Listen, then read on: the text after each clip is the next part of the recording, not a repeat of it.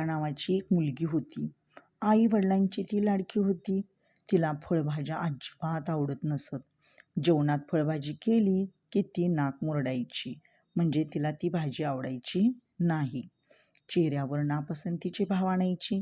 न जेवताच तरातरा खोलीत निघून जायची. तिला आई बाबा फळभाज्यांचे महत्त्व पटवून सांगायचे.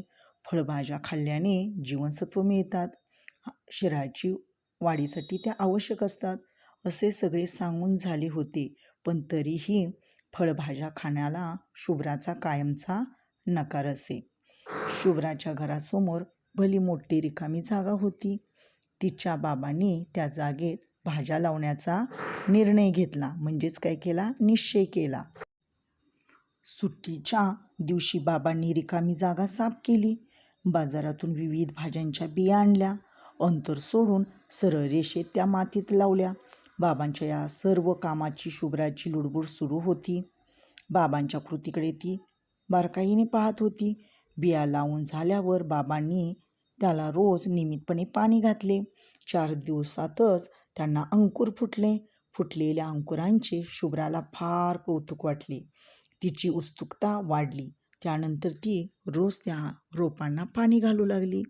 येता जाता ती त्या रोपाकडे पाहू लागली. तिचा बराच वेळ रोपांच्या सहवासात जाऊ लागला. हळूहळू भोपळा, वांगी, गवार, भेंडी, टोमॅटो या भाज्यांची रोपे मोठी होत गेली. उत्सुकतेपोटी शुभ्रा बाबांना रोज विचारायची, बाबा, या रोपांना आता फळ कधी लागणार? शुभ्राची उत्सुकता बाबांना जाणवत होती, म्हणून बाबा म्हणाले, बाळा, बियांना अंकुर फुटून अंकुराची रोपं झालीत. लवकरच ती मोठी होतील, फुलं येतील, फुलातून भाज्या मिळतील. शुभ्राच्या मनात भाज्याविषयी उत्सुकता वाढली होती. हे पाहून तिच्या आईबाबांना खूप आनंद झाला. त्यांच्या मनात आले, हीच आहे संधी शुभ्राच्या मनात भाज्याविषयी गोडी निर्माण करण्याची. टोमॅटो, वांगी, गवार, भेंडी या रोपांना फुले आली. फुले पाहून शुभ्राला खूप आनंद झाला. त्यानंतर फुलातून फळ तयार होत असल्याचे दिसून आले. शुभ्रा आनंदाने हरकून गेली.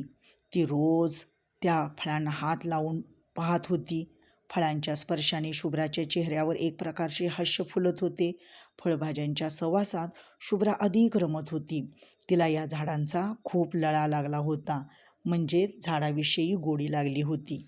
भेंडीचे आणि गवारीचे झाड शुभ्रापेक्षा उंच झाले होते. भोपळ्याला वेलही पसरला होता. टोमॅटोच्या झाडांना टोमॅटो लागली होती. फळभाज्या तोडणीला आल्या होत्या. भाज्या तोडायच्या म्हटले की शुभ्रा त्याला विरोध करत होती. फळभाज्यांशी तिची गट्टी जमल्याने ती तोडू देत नव्हती, असे तिला वाटत होते. न आवडणाऱ्या फळभाज्यांचीही ती खूप काळजी घेत होती.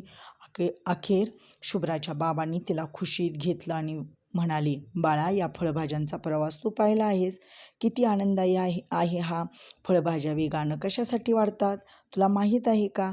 भाज्या आपणाला खाता याव्यात म्हणून. आपण त्या वेळेत तोडल्या नाही तर त्या खराब होतात, फळे गळून पडतात, झाडं सुकतात. फळभाज्या आपल्या शरीराला आवश्यक असतात. एकदा तू त्या फळाकडे पहा, ती किती ताज्या आहेत. आरोग्य चांगले राहण्यासाठी फळभाज्या सर्वांनीच खाल्ल्या पाहिजेत. बाबांचे म्हणणे शुभ्राला पटले. ती हसली आणि म्हणाली, बाबा, चला आपण फळभाज्या तोडूया. विशेष म्हणजे त्या दिवसापासून शुभ्रा सर्व फळभाज्या आवडीने खायला लागली. इतर मुलांनीही ती फळभाज्या खाण्याचे महत्त्व ती आपल्या मित्रांनाही सांगू लागली. याचे लेखक आहेत संजय एलवाड.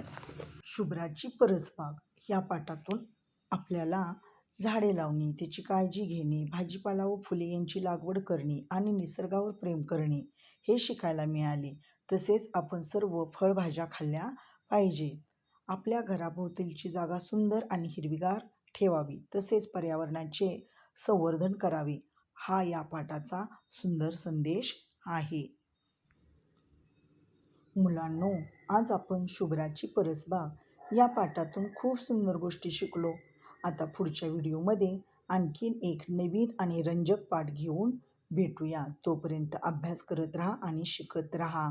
धन्यवाद.